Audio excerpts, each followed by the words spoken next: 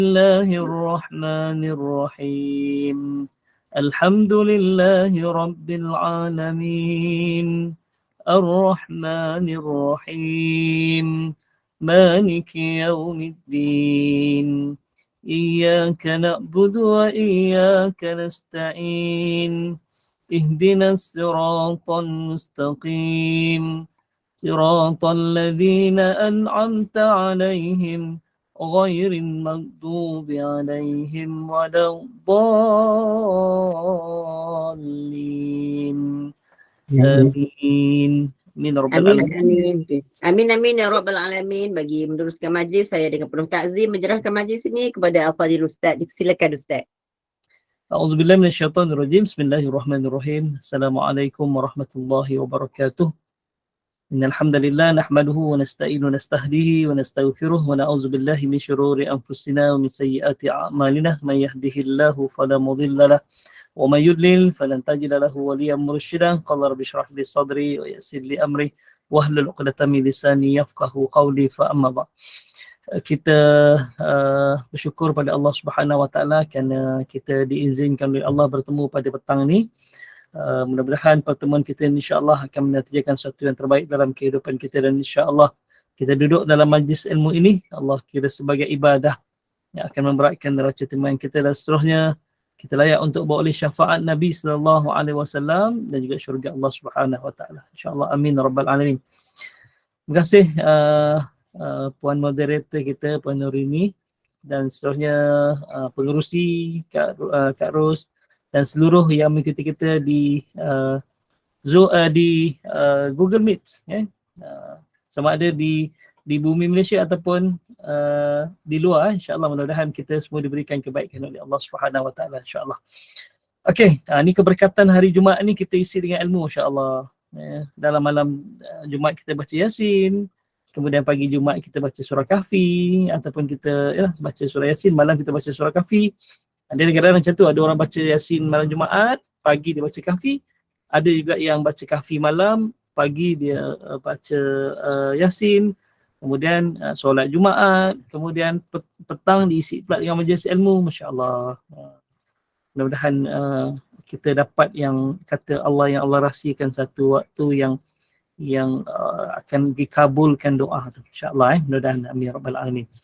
Okey, kalau tak pun sekurang-kurangnya kita dah mengisi hari Jumaat, hari yang dipanggil Sayyidul Ayyam, Sayyidul Ayyam, hari penghulu segala hari. Oh, dua sekali baca, maksudnya Yasin baca, Kahfi baca. Malam ke siang?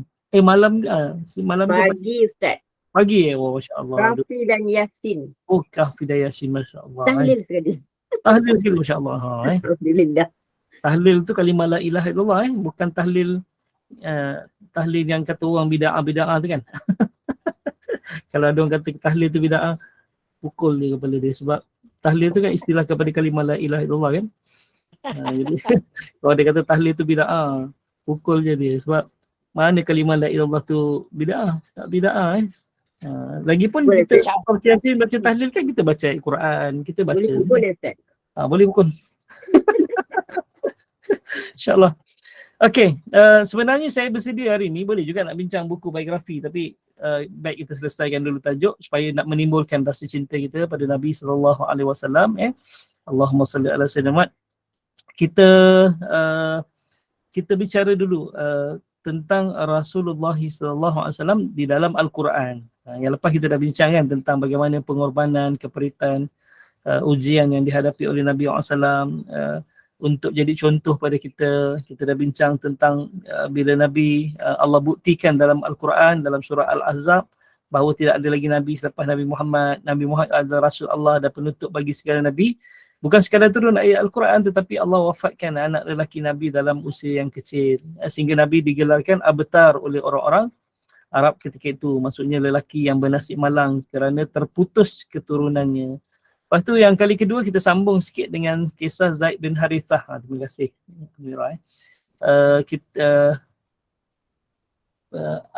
Asnira, Amnira. Okay, terima kasih yang ingatkan saya. Kita bincang yang lepas tentang Zaid bin Harithah, anak angkat Nabi SAW. Bagaimana Nabi jadi sumber hukum Bukan sekadar Allah perintahkan Nabi SAW untuk memulangkan nama Zaid bin Muhammad kepada ayah kandungnya adalah Zaid bin Harithah. Kemudian Allah perintahkan pada Nabi SAW untuk berkahwin dengan bekas isteri anak angkat Nabi SAW, itu Zainab binti Jahsy. Bagaimana tanggapan masyarakat yang ketika itu masyarakat semua berpegang kepada tradisi jahiliyah, iaitu bila mereka ada anak angkat, mereka akan isytihar di pasar. Dia kata mulai hari ini anak ini akan jadi anak angkatku, nasab keturunannya akan masuk dalam nasab keturunanku. Kemudian Allahumma salli ala Muhammad, dan mulai hari ini diharam berkahwin dengan isteri dan anak perempuan kan. Yang minggu lepas Kak Maimunah dia kata minggu lepas saya dengar sambil drive, dia kata alhamdulillah. Itulah untung ditemani dengan ilmu sepanjang perjalanan kan, insyaAllah. Okay. Hari ini saya nak bawa satu kisah juga tentang bagaimana keperitan dan pengorbanan baginda SAW untuk meninggalkan satu kalimah aja. Kalimah pendek je bagi kita dan selalu kita sebut kalimah ni. Bagaimana keperitan Nabi SAW untuk jadi contoh. Jom saya sharekan sekejap saya punya tentang ni. Okey, dapat tak? Sekejap, dia belum keluar. Okey, nampak Okay, insyaAllah. Terang. Okey, pernah tak kita terfikir bahawa di sebalik kalimah insya-Allah, yang selalu kita sebut, kalimah insya-Allah menyimpan 1000 kedukaan dan keperitan yang terpaksa baginda sallallahu alaihi wasallam abaikan dia sebab dia tak edit lagi. Dia buat baginda subhanahu wa ta'ala, di simbol ni dia salah. Okey, bagaimana menyimpan 1000 kedukaan dan keperitan yang terpaksa baginda sallallahu alaihi wasallam lalui semata-mata untuk mengajar kepada kita bagaimana cara bila berjanji. Allah sebut dalam surah Kahfi ayat 23 dan 24. Auzubillahi minasyaitonirrajim. Wala taqulanna li syai'in inni fa'ilun dzalika ghada illa ayyasha Allah. Yang maksudnya, wahai Muhammad, jangan kamu katakan ataupun jangan sesekali kamu mengatakan tentang sesuatu inni fa'ilun dzalika ghada, kamu akan berbuat sesuatu itu esok, illa ayyasha Allah. Sesungguhnya aku akan mengerjakan ini esok pagi, kecuali menyebut insya-Allah, yang maksud dia adalah sekiranya diizinkan Allah. Izinkan Allah. Okey. Apa asbabun nuzul kepada ayat ni sebenarnya? Okey, gini. Bila Nabi SAW dah sampai tahap orang-orang kafir Quraisy ni, dia tak tahu lagi cara macam mana nak mendustai agama yang dibawa oleh Nabi SAW. Bagaimana nak membuktikan bahawa Muhammad ini dia bukan Nabi, dia adalah pembohong ataupun dia adalah pendusta. Abu Jahal ketika itu dia mengutus dua orang sahabat dia. Pertama namanya An-Nahbah ataupun An-Nah bin Al-Harth. Yang kedua adalah Uqbah bin Abi Mu'ith. Untuk pergi ke Madinah menemui seorang pendeta agama Yahudi, yang pendeta agama Yahudi itu memiliki suatu kitab yang menghimpunkan kisah orang-orang terdahulu. Jadi dia, kalau sekarang ni kita type je tentang Ashabul Kahfi, keluar dah kan. Tapi masa zaman Nabi SAW tak ada. Cuma ada pendeta agama Yahudi yang dah tua ni, dia ada satu kitab yang menghimpunkan tentang kisah-kisah orang dulu. Kisah tentang kaum yang dimusnahkan, kaum yang dibinasakan, kisah tentang Fir'aun, kisah tentang ni. Jadi dia ada kitab ni. Jadi Abu Jahal ni, dia bila tahu, dia kata ini cara kita nak dustakan Muhammad. Sebab Muhammad ni dia tak ada kitab, takkan dia tahu cerita yang dulu-dulu. Jadi kalau betul dia Nabi, kita minta dia cuba jawab soalan yang nanti diutarakan ataupun minta diceritakan kepada kita tentang kisah orang dulu-dulu. Kalau betul Nabi, dia boleh cerita. Kalau tak, dia akan kalah kat situ lah. Jadi Abu Jahal hantar dua orang sahabat dia namanya An-Nah bin Harth dan Uqbah bin Abu Mu'is kepada pendeta Yahudi di Madinah untuk bertanya tentang kenabian Muhammad dengan menceritakan sifat-sifat dan segala sesuatu yang telah diucapkan. Jadi orang Quraisy beranggapan bahawa pendeta-pendeta itu adalah ahli dalam memahami kitab yang telah diturunkan terlebih dahulu dan mempunyai ilmu pengetahuan tentang tanda-tanda kenabian orang Quraisy tidak mengetahuinya. Jadi dua orang ni pergilah ke Madinah. Okay? Dipendekkan ceritanya macam ni. Sampai di Madinah, dia belajarlah dengan pendeta agama Yahudi ni. Dia kata, bagaimana kami nak membuktikan bahawa Muhammad itu penipu? Bagaimana Muhammad ini dia pendusta, dia bukan nabi sebagaimana yang dia dakwa. Okay? Apa yang dia baca tu ada Al-Quran. Kami nak buktikan bahawa dia ni adalah pendusta. Lalu pendeta agama Yahudi ni dia mengajarkanlah teknik bagaimana cara dia. Okay. Dia kata, kamu tanya kepada Muhammad ataupun suruh Muhammad ceritakan kepada kamu 3 perkara. 3 perkara. Yang pertama, ceritakan kepada kamu tentang Ashabul Kahfi. Tentang Ashabul Kahfi. Sebab tu kita tanyalah kepada Muhammad 3 perkara. Jika dia dapat menjawabnya, maka dia adalah seorang Nabi yang diutus. Akan tetapi jika tidak dapat menjawabnya, maka dia hanya orang yang mengaku Nabi. Okay, jadi 3 soalan ni. Okay. Tanyakan suruh Muhammad ni ceritakan kepada kamu pertama tentang pemuda yang pada zaman dahulu yang tidur dalam gua selama 300 tahun. Ini 309 tahun. 300 tahun dalam gua. Ini yang disebut dalam kitab Ar-Raqib ni. Kitab milik orang Yahudi ni 300 tahun. Okay, 300 tahun. Yang kedua, minta Muhammad ceritakan kepada kamu tentang seorang lelaki yang memiliki kerajaan timur dan barat. Okay. Jadi kita bincang apa Yang ketiga, ni soalan perangkap dia kata. Ni pandai juga soalan perangkap. Kalau soalan yang ketiga ni Muhammad jawab, berarti dia berdusta. Iaitu tanyakan ataupun suruh Muhammad ceritakan kepada kamu semua tentang roh. Dia tahu kalau Muhammad cerita, berarti Nabi Muhammad ni mereka-reka je. Okay. Kalau dia tak boleh cerita yang nombor 3 ni, betul dia Nabi. Jadi 2 soalan dia kena jawab, 1 soalan perangkap. 1 soalan perangkap. Okay. Jadi bila 2 utusan An-Nahdah bin Harth dan Uqbah bin Abu Mu'ayth tadi balik ke Mekah, jadi Abu Jahal pun mengumpulkan kawan-kawan dia semua, orang-orang kafir Quraisy, dan panggil Muhammad. Panggil Muhammad. Dia sebut, wahai Muhammad, dia kata, kalau betul kau Nabi, ceritakan kepada aku 3 perkara ni. Okay, jadi dia minta pada sahabat dia. Okay, ajukanlah soalan pada Muhammad ni. Okay. Yang pertama dia kata, wahai Muhammad, dia macam kisah kalau tengok cerita Piramli tu kan, macam kisah Pak Belalang, Nujum Pak Belalang. Kalau Tuan bijak laksana, di sini ada 3 soalan. Okay.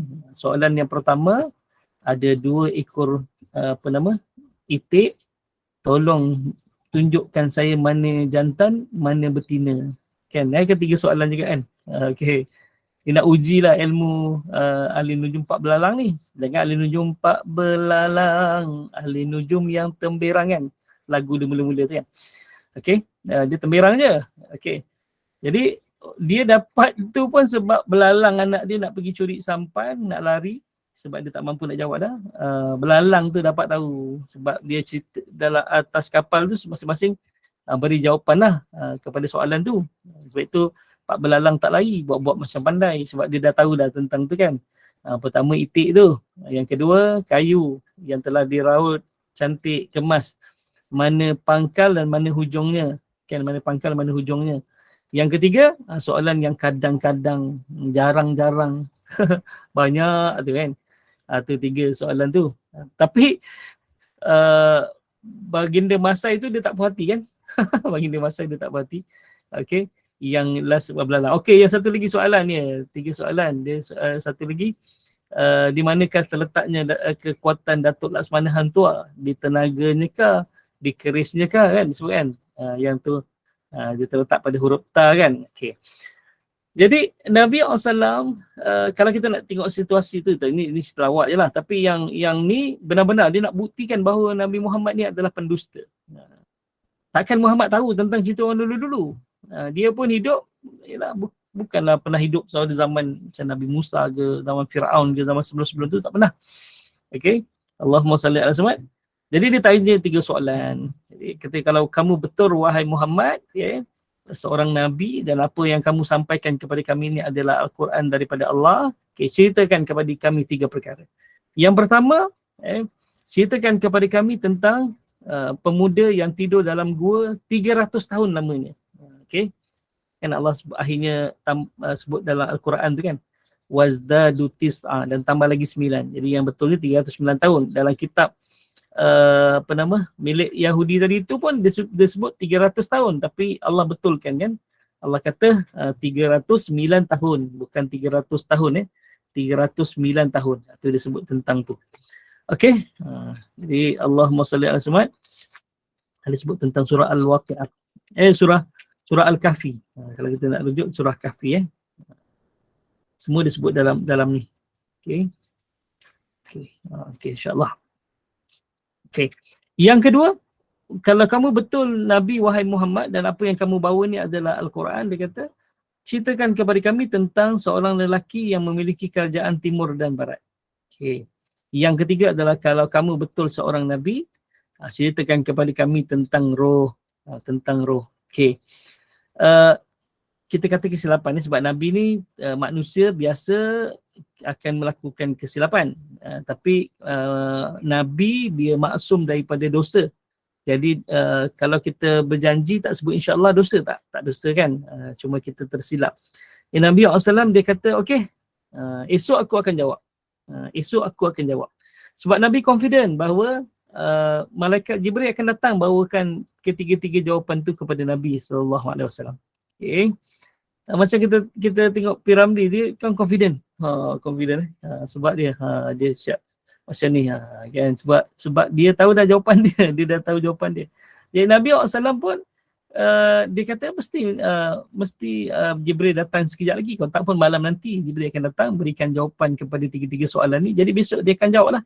So itu dia lupa sebut kalimah insya-Allah. Nabi lupa sebut kalimah insya-Allah. Nabi kata, okey besok aku akan jawab. Betul kata Allah, la wala taqulanna li syai'in inni fa'ilun dzalika ghada. Wahai Muhammad, jangan kamu katakan bahawa kamu akan melakukan satu perbuatan itu esok illa ayyasha Allah, kecuali kamu sebut insya-Allah. Nabi terlupa nak sebut insya-Allah. Sebab confidentnya Nabi yakin bahawa malaikat Jibril akan datang, wahyu Allah akan turunkan untuk menjawab ketiga-tiga soalan ni. Sebab pernah berlaku zaman Nabi SAW, Abu Jahal juga yang menawarkan kepada Nabi SAW, dia kata ginilah Muhammad, kata kau pun Quraisy, aku pun Quraisy, dia kata. Jadi kita tak gaduh-gaduh lah, kita sebangsa, dia kata. Apa kata kalau kamu sembah Tuhan kami setahun ni dan ibadah cara kami, tahun depan kami pula ikut kamu sembah Tuhan kamu dan ibadah cara kamu. Okay. Jadi tahun berikutnya kita tukar lagi, kita gila-gila. Tahun ni tahun kamu, tahun depan tahun kami. Jadi Nabi diam sebentar ketika itu. Beberapa saat Nabi diam, datang malaikat Jibril AS membawakan surah Al-Kafirun. Kata Allah Subhanahu Wa Taala, kul, katakan wahai Muhammad, ataupun jawab macam ni dengan orang-orang Quraisy, orang kafir ni Muhammad. Ya ayyuhal kafirun, wahai orang-orang kafir, la a'budu ma ta'budun. Aku takkan sembah apa yang kamu sembah.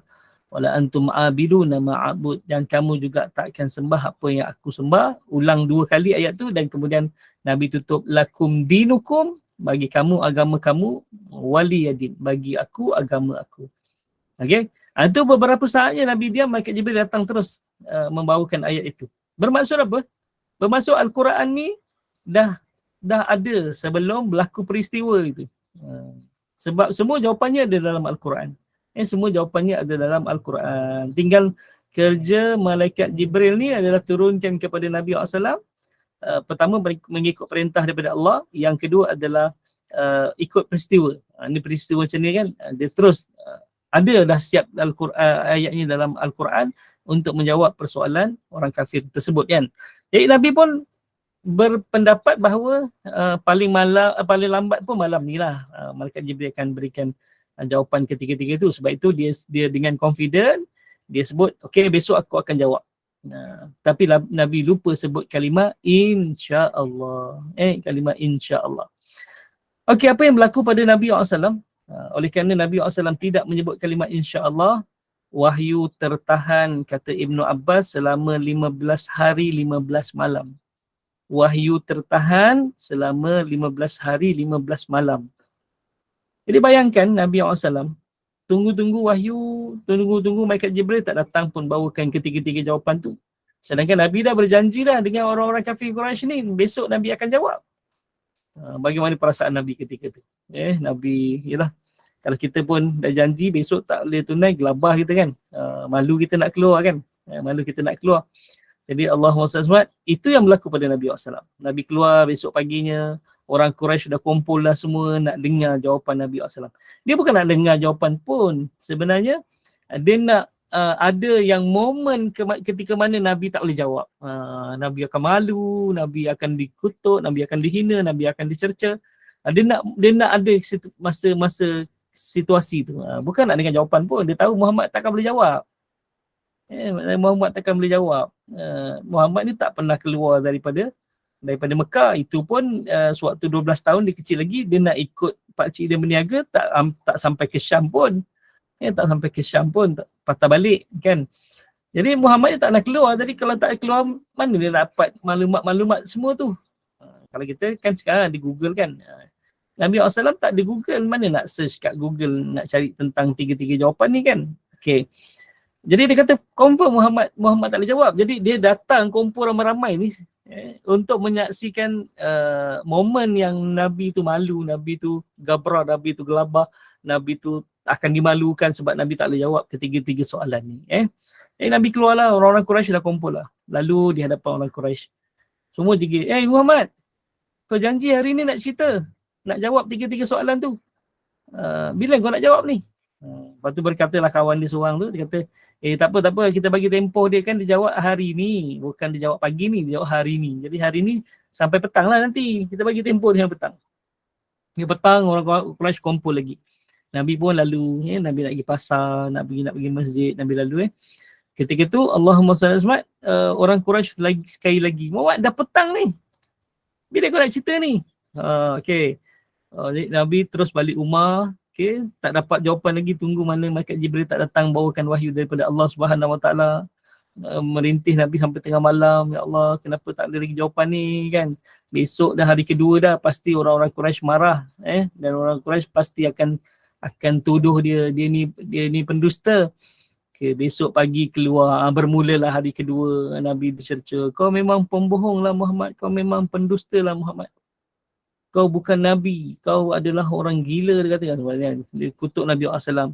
Hari ketiga lagi lah, kau janji itu kemarin ni dah hari yang ketiga kau tak mampu jawab, memang kau ni ya. Hari keempat, hari kelima sampailah berlangsung hari yang ke-15. Nabi tunduk je lalu dah hadapan orang-orang Quraisy. Sebab Nabi tak mampu jawab, sebab Allah tak beri jawapan pada Nabi SAW. Nabi tunduk je, Nabi tunduk je. Nabi dicerca, Nabi pekakkan telinga je. Telan semua apa yang orang-orang kafir Quraisy kutuk Nabi SAW. Sebab Nabi sedih, pertama Allah tak turunkan wahyu, yang kedua dia dah tersilap, dia tak sebut kalimat insya-Allah. Yang ketiga, makin ramailah yang sesat, silap-silap yang beriman pun boleh goyah, dia kata, sebab dah terbukti Nabi tak boleh jawab. Itu Nabi sedih, selama 15 hari 15 malam Nabi sedih. Sampailah hari yang ke-15, datang malaikat Jibril alaihissalam. Itu dalam ayat tu disebut waslu alaika, disebut kami bacakan kepada kamu wahai Muhammad. Okay. Tentang kisah Ashabul Kahfi ni, tentang Ashabul Kahfi. Okay. Jadi akhirnya Allah beri dalam ayat 27, waslu ma uhiya ilaika min kitabi rabbik, dan kami bacakan kepada kamu wahai Muhammad apa yang telah diwahyukan kepada engkau daripada kitab Allah, kitab Tuhan engkau. Okay. Sebab itu surah Kahfi ni diturun sekaligus. Surah Kahfi ni diturun sekaligus. Diturun sekaligus. Okay. Untuk menjawab ketiga-tiga soalan. Okay. Tiga-tiga soalan. Okay. Yang pertama, soalan tentang Ashabul Kahfi. Tentang Ashabul Kahfi. Pemuda yang tidur dalam gua selama 300 tahun. Disebut dalam kitab tu. Tapi kan Allah sebut pada ayat 24. Selepas daripada kalimah illa ayyasha Allah kan, dan ayat yang seterusnya tu Allah kata wala bithu fi kahfihim 300 sinina, dan mereka tidur dalam gua mereka 300 tahun wazdadu tis'a, dan tambah lagi 9. Okay, qulillahu, katakanlah bahawa Allah itu a'lamu bima labithu. Allah lebih mengetahui tentang berapa lama dia tidur. Okay. Okay. InsyaAllah itu disebut tentang tu. Okay. Dah tunggu 12 hari tu, macam mana Nabi tahu wahyu tertangguh pasal lupa cakap insyaAllah. Okay. Sampailah turun ayat ni, nanti kita kat ni. Sampai bila Nabi tahu 15 hari wahyu tertangguh tu, dan Nabi lupa sebut insyaAllah, ayat yang 23 dan 24. Wala takulanna, yang kita bincang pada pertemuan kita, pada musrat sebelah tu. Wala takulanna li syai'in fa'ilun dzalika qada illa ayyasha Allah. Ini kan sebabun nuzul kepada ayat ni. Kan? Jadi surah Kahfi dia turun daripada ayat pertama sampai ayat terakhir. Ayat pertama sampai ayat 110. Okay. Sekaligus. Berbanding surah-surah lain dia separuh-separuh, ada kadang tiga kali turun kan. Okay. Jadi ini 110 ayat ni turun sekaligus. Okay. Dan macam mana Nabi tahu? Sebab Allah kata la takulanna li syai'in inni fa'ilu dzalika ghada illa ayyasha Allah. Illa ayyasha Allah. Jangan kamu katakan wahai Muhammad kamu akan melakukan satu perbuatan itu esok illa ayyasha Allah, kecuali sebut insya-Allah. Di sinilah jawapan jawapan kepada soalan Kak Nur ini, maksudnya macam mana Nabi tahu dan dia lupa sebut kalimat insya-Allah. Okey. Jadi yang pertama Nabi ceritakan kepada mereka tentang Ashabul Kahfi. Sebab itu dalam surah Kahfi ni cerita tentang Ashabul Kahfi. Tentang Allah sebut lagi dalam ayat yang awal-awal tu. Okay. Allah kata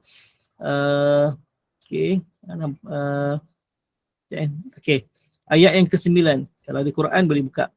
Am hasibata anna ashabal kahfi warraqim kanu min ayatina ajaba. Kata Allah SWT, adakah kamu mengira wahai Muhammad kisah tentang pemuda yang tidur dalam gua itu dan kitab milik orang Yahudi itu, namanya kitab Ar-Raqim. Kitab milik orang Yahudi itu namanya kitab Ar-Raqim, kanu min ayatina ajaba. Itu saja yang mengkagumkan tentang ayat-ayat kami. Maksudnya selepas daripada ni ada lagi cerita-cerita lebih hebat lagi. Sekadar buku yang ada pada mereka tu tak hebat Muhammad. Tu banyak kesalahan. Sebab dalam buku tu Allah kata, kalau kita lihat mereka berselisih pendapat dalam buku mereka tu ialah sayaquluna thalathatun rabi'uhum kalbuhum wa yaquluna khamsatun sadisuhum kalbuhum rajman bil ghaib wa yaquluna sab'atun wa thaminuhum kalbuhum qur rabbi a'lamu bi'addatihim ma ya'lamuhum ma ya'lamuhum illa qalil. Okay. Dalam kitab Ar-Raqim tu yang memanglah dia bangga sebab dia ada kitab tu, kamu tak ada Muhammad, tapi jangan bangga sangat dengan kitab dia. Sebab dalam kitab dia mereka berkata Ashabul Kahfi tu 3 orang dan 4 termasuk anjingnya. Ada kata 5 orang, 6 termasuk anjingnya. Kemudian ada kata 7 orang, 8 termasuk anjingnya. Jadi katakan wahai Muhammad, Rabbi, Tuhan aku, a'lamu, lebih mengetahui bi'addatihim, dengan bilangan mereka. 4 ke, 5 ke, 5 masuk anjing ke, 6 masuk anjing ke, 8 masuk anjing ke. Ma ya'lamuhum, mereka tidak mengetahui illa qalil, sedikit sangat mereka mengetahui tentang cerita itu. Jadi Allah lebih tahu. Allah lebih tahu. Itu kisah tentang tu. Jadi bukan 300 tahun. Nabi Muhammad jawab berdasarkan Nabi bacakan seluruh suratul Kahfi pada mereka. Okay, 110 ayat Nabi baca kepada mereka. Okay. Disebutlah bahawa Tuhan aku berfirman, Tuhan aku memberitahu sedemikian. Jadi dia kata dalam kitab kamu 300 tahun, dalam sebenarnya kata Allah adalah 309 tahun.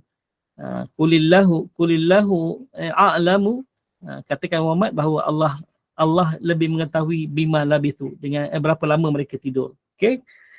Betul, cerita detail tentang Ashabul Kahfi. Mungkin dalam kitab Ar-Raqim tu kisah tentang jumlah bilangan dia berapa orang, kemudian dia tidur dalam gua berapa lama. Tapi dalam Al-Quran yang diturunkan kepada Nabi SAW, cerita detail. Mereka tidur, kemudian Allah bolak-balikkan badan mereka ke kanan, kemudian ke kiri. Nampak dalam ayat 18. Watah sabuhum aiqadha wahum ruqud. Okey.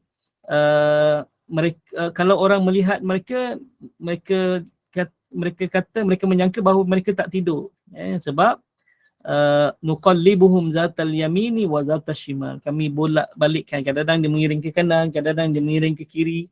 Okey. Kemudian anjing dia pula basitun zira'aihi bil wasit. Anjingnya duduk macam ni nak menerkam orang kat depan pintu gua dengan mata terbuka, mata terbuka. Okey. Jadi orang kalau kamu melihat ketika itu kamu menyangka dia tak tidur. Hakikatnya dia tidur selama 309 tahun kan. Macam mana nak tahu dia tidur? Tak tidur? Okey, ayat seterusnya pula Allah datangkan kan. Wa kadzalika ba'atnahum liyatasaalu bainahum. Liyatasaalu bainahum. Jadi bila mereka sedar mereka ni lapar, jadi mereka nak cari makanan. Jadi bawalah duit yang ada pada mereka tu nak beli roti. Tapi dia dah pesan jangan cerita dengan orang tahu siapa kamu, sebab kalau kamu tertangkap, habislah kita kena tangkap, memang kita tak boleh lepas kali keduanya. Sebab raja yang zalim tu sedang mencari kita. Jadi dibawalah, nampak tu. Fa ba'athu ahadukum, ayat 19. Biwarikikum hadhihi ilal Madinah. Okey. Falyanzur ayyuhal azka ta'aman. Okey. Jadi pergilah seorang dengan bawa biwarikikum, dengan bawa wang mata wang untuk ke bandar untuk beli makanan yang terbaik untuk kita lah. Okey. Akhirnya dia ditangkap. Kerana sebab apa? Ditangkap sebab orang sangka dia jumpa harta karun. Jumpa duit yang tersimpan lama, sebab duit yang dia pegang nak bayar nak roti tu adalah duit 309 tahun yang lalu. Duit 309 tahun yang lalu. Barulah dia tahu bahawa dia ni tidur, baru ni dia tidur. Sebab itu disebut dalam ni. Jadi Allah detailkan. Kita Ar-Rahim tak detail. Jadi Allah detailkan tentang. Jadi orang kafir kata, alamak, Muhammad boleh jawab pula. Kita tunggu Muhammad tak boleh jawab. Muhammad tak boleh jawab. Rupanya dia boleh jawab. Detail lagi tentang berapa jumlah dia. Kemudian kisah dia tidur bolak balik ke kanan. Kemudian mata mereka terbuka. Sebab kalau dia mata tertutup selama 309 tahun, dia buka je mata, dia akan buta. Sebab cahaya matahari perlu masuk dalam retina mata kita kalau tak rosak. Retina tu akan kecut lah, rosak. Jadi sebab itu dia kena celik je ni supaya matahari tu kena juga cahaya pada mata tu. Jadi mata tu hidup, sihat. Okey, yang mereka bolak balik kanan kiri kanan tu sebab kalau mereka tetap macam tu 309 tahun, daging mereka mungkin akan busuk, daging-daging mereka akan dimakan oleh ulat-ulat tanah. Sebab itu Allah balikkan kejap kanan, kejap kiri, kejap kanan supaya belakang ni pun dapat oksigen juga, dapat udara kan. Itu sebut tentang tu. Detail kan? Detail. Jadi orang kafir tunggu, alamak Muhammad boleh jawab pula. Okey, tak apa, kita tunggu soalan kedua. Okey. Bila soalan kedua, wahai Muhammad, okey, ceritakan kepada kami pula tentang seorang lelaki yang memiliki kerajaan timur dan barat. Lelaki tersebut adalah Dzulqarnain. Dzulqarnain Allah sebut dalam Al-Quran kan, tentang kisah Dzulqarnain. Okey. Jadi Allah SWT dalam surah Kahfi ada cerita tentang Dzulqarnain ataupun kita panggil Iskandar Dzulqarnain yang memiliki kerajaan timur dan barat. Sebab Dzulqarnain ni dia seorang raja yang beriman. Okey. Kemudian dia ni bukan menjajah satu negara ni. Dia ni kalau pergi dia suka mengembara dengan tentera-tentera dia, bukan nak perang pun. Dia suka mengembara. Sampai ke tempat tu orang kampung tak tolong. Dia kata, "Ya wahai tuanku, kata boleh tolong tak kami ni? Kami ni berhadapan dengan tentera yang sebut tentang Ya'juj Ma'juj ni." Jadi boleh tak bantu kami halang daripada Ya'juj Ma'juj ni menghancurkan kampung kami, membunuh binatang ternakan kami, apa semua kan, merosakkan tanaman kami, boleh tak? Itu yang kata Dzulqarnain ambil besi, kemudian dibinakan tembok yang memisahkan antara manusia ketika itu dengan puak Ya'juj wa Ma'juj. Okey, Ya'juj Ma'juj. Okey. Itu kisahnya. Jadi Allah cerita tentang Dzulqarnain ni, bukan cerita kata okey, jawapan dia adalah dia lelaki tu adalah Dzulqarnain. Tapi Nabi boleh cerita detail siapa dia suka merantau, dia pergi ke timur, dia pergi ke barat. Jadi semua duduk bawah kerajaan dia bukan kerana dia takluk, bukan kerana dia jajah, tapi bila dia pergi sana orang yang minta tolong dia. Jadi semua nak duduk di bawah kerajaan dia. Jadi dia adalah raja yang memerintah seluruh dunia. Kita sebut tentang tu kan. Okey. Kemudian Allahumma salli ala Muhammad. Okey, dia dapat jawab yang kedua. Kita tunggu yang ketiga. Bila tunggu yang ketiga, kalau Muhammad jawab ni, nampaklah Muhammad ni tipu sebab pendeta agama Yahudi ni dia bagi soalan perangkap. Bagi soalan perangkap. Jadi kita tunggu Muhammad. Jadi okey Muhammad, yang ketiga ni soalan terakhir. Kalau kamu boleh jawab, berarti kamu benar. Kamu benar. Okey. Kamu betul-betullah nabi. Kami akan beriman pada kamu, kan disebut tentang tu kan. Okey, ceritakan kepada kami tentang roh. Yang menariknya dalam surah Kahfi tak ada cerita tentang roh. Tak ada jawapan dia tentang roh. Kan? Tapi Allah sebut dalam surah Al-Isra surah sebelum tu pada ayat 85. Wa yas'alunaka 'anir ruh. Mereka bertanya kepada engkau wahai Muhammad tentang roh. Qul, katakanlah, qulir ruhu min amri rabbi. Katakanlah roh itu adalah urusan Tuhanku. Jadi wa ma utitu min ilmin illa qalila. Jadi tidak diberikan pengetahuan tentang roh ni melainkan sedikit sahaja. Yang lebih mengetahui tentang roh adalah Allah, adalah Tuhanku. Jadi Muhammad tak jawab lah soalan ketiga ni. Betul lah kan. Soalan perangkap pun dia tak jawab. Kalau Muhammad jawab betul lah, dia mereka-reka. Sebab yang pendeta pun ajar kalau Muhammad jawab yang soalan ketiga ni berarti dia pendusta, dia bukan nabi. Jadi tak jawab. Akhirnya betul lah apa yang Nabi jawab. Okey. Itu kisah tentang tu. Okey. Apa yang kita nak ambil kesimpulan daripada kisah ni, ayat ni, wala taqulanna li syai'in fa'inu dzalika ghada. Pernah terfikir tak kita? So, itu awal-awal saya datangkan dalam bentuk soalan. Pernah terfikir tak kita di sebalik perkataan insya-Allah menyimpan 1000 kedukaan dan keperitan yang terpaksa baginda SAW melalui semata-mata untuk mengajarkan kepada kita bagaimana cara nak berjanji. Rupanya peristiwa yang Nabi hadapi keperitan ni 5 hari 5 malam, dia dikutuk, dihina oleh orang-orang kafir Quraisy ni, semata-mata nak tinggalkan kalimah yang sikit je, mudah untuk kita lafaz, bermain di bibir kita, iaitu kalimah insya-Allah. Kalau nak berjanji sebut insya-Allah. Kenapa Nabi tahan wahyu 15 hari 5 malam? Kalau besok yang turun-turun, berarti orang kafir kata Muhammad ni dia boleh arah Tuhan dia, boleh turunkan wahyu bila-bila dia nak. Nampak? Satu berarti Al-Quran ni karangan Muhammad, bukan daripada Allah. Sebab dia boleh bagi jawapan terus. Besok aku akan jawab, jadi besok dia akan cari balik, dia tengok buku-buku yang dia pernah tulis. Dia baca kat situ, dia beri jawapan kat situ. Tak. Sebab itu Allah tahan wahyu 15 malam, bermaksud Nabi Muhammad ni yang dibaca tu bukan karangan dia, tetapi apa yang dibaca itu adalah daripada Allah SWT yang Allah wahyukan kepada dia.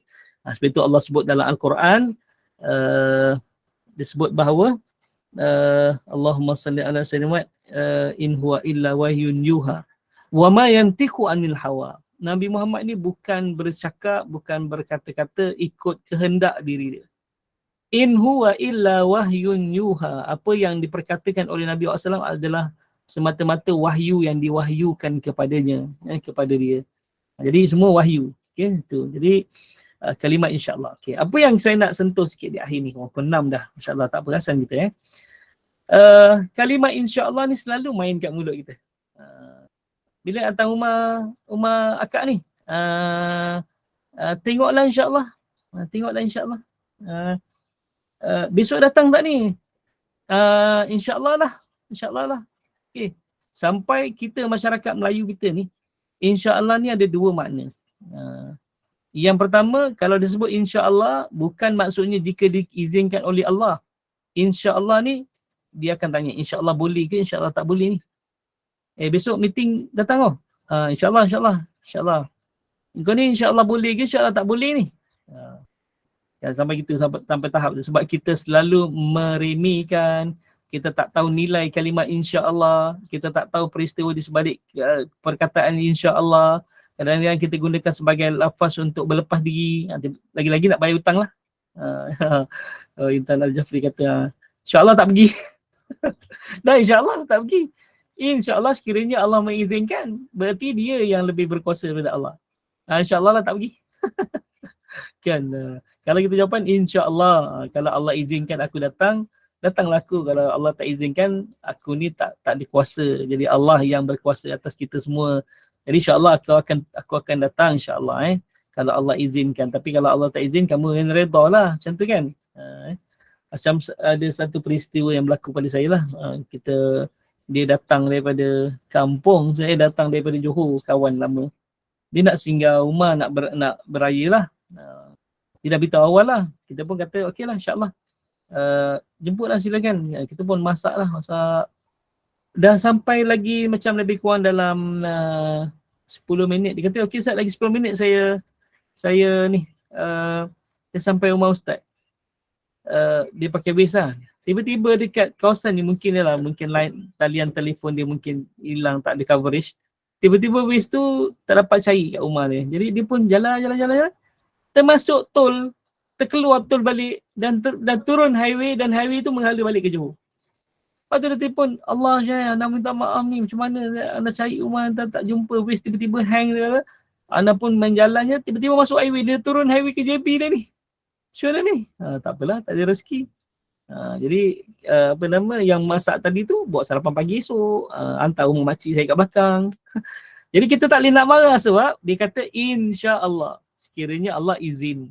Jadi Allah tak izin, kita tak boleh nak marah lah. Sebab itu Allah ajar kita melalui Nabi SAW, kalau nak janji sebut insya-Allah. Kalau anda kata kita tak penuhkan janji, tak berjaya untuk penuhi janji, kita tak berdosa.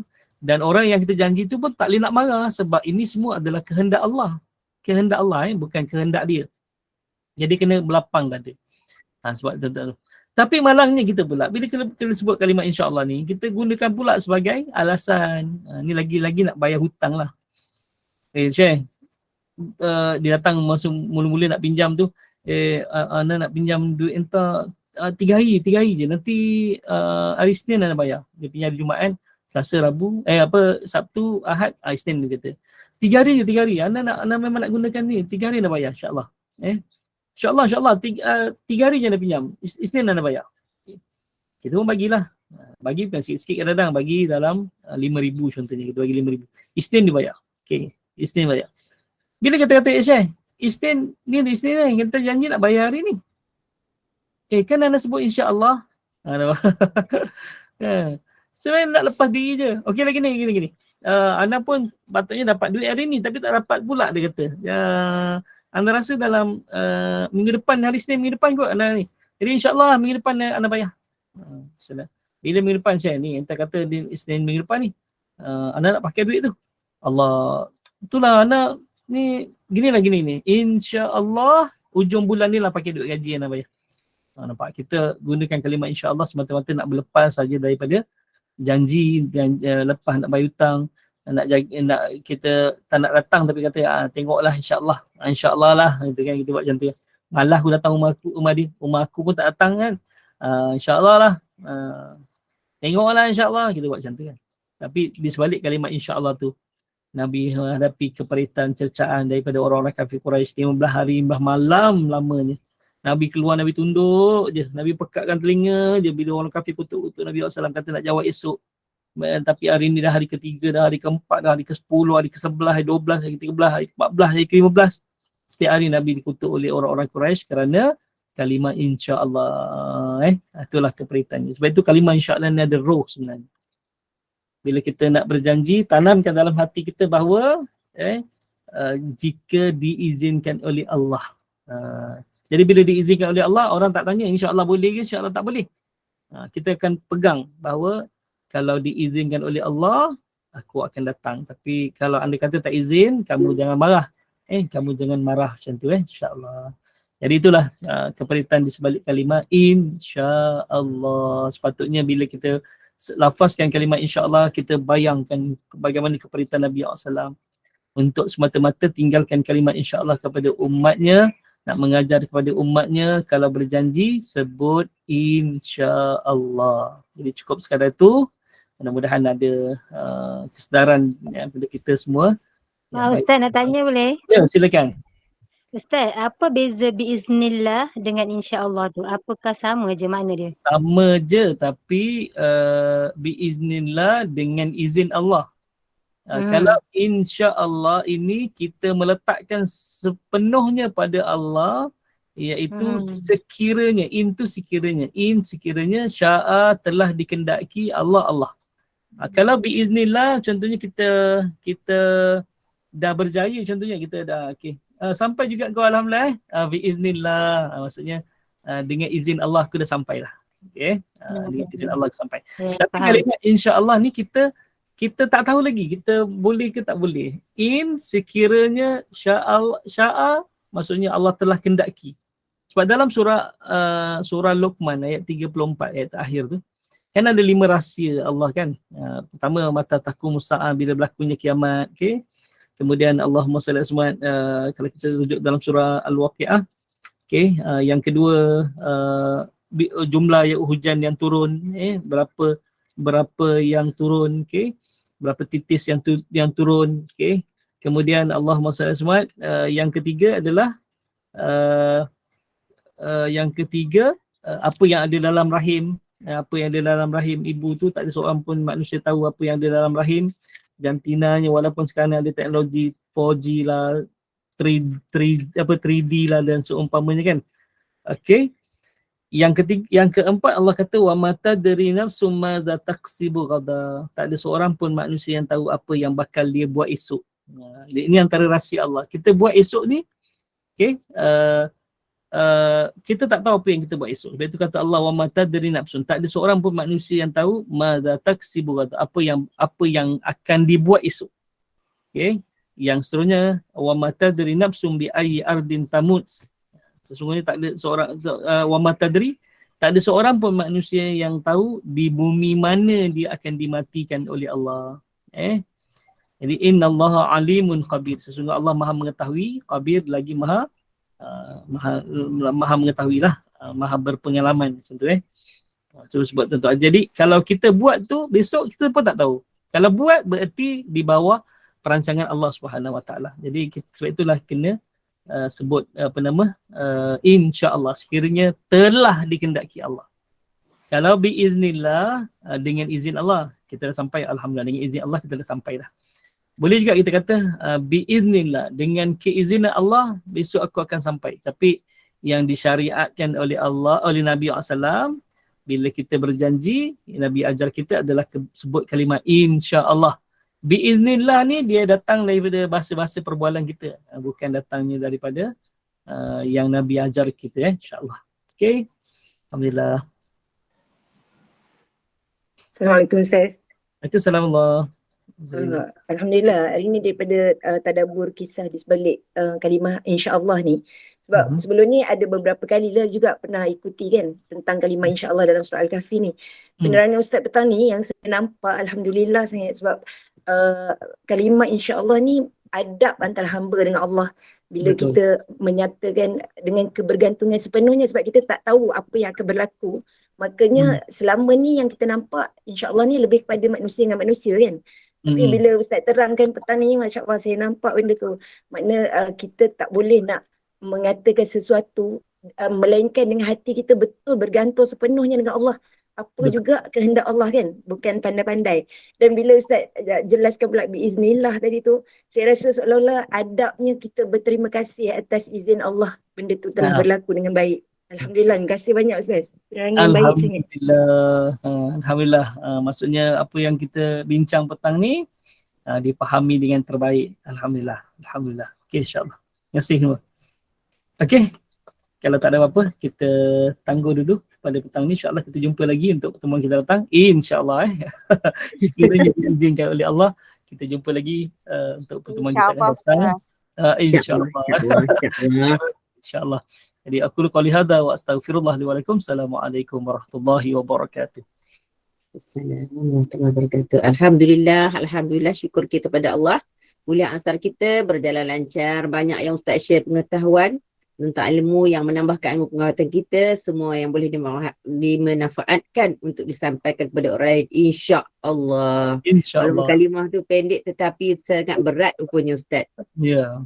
Kan, Alhamdulillah kita tangguh pengajian kita hari ni. Saya mohon izin Ustaz untuk saya buat sikit hebahan kuliah pada Boleh. malam ni Ustaz. Boleh silakan. Okey, pada malam ni insya-Allah pada pukul 8 malam kita ada kuliah maghrib bersama Al-Fadhil Ustaz Abdullah Umar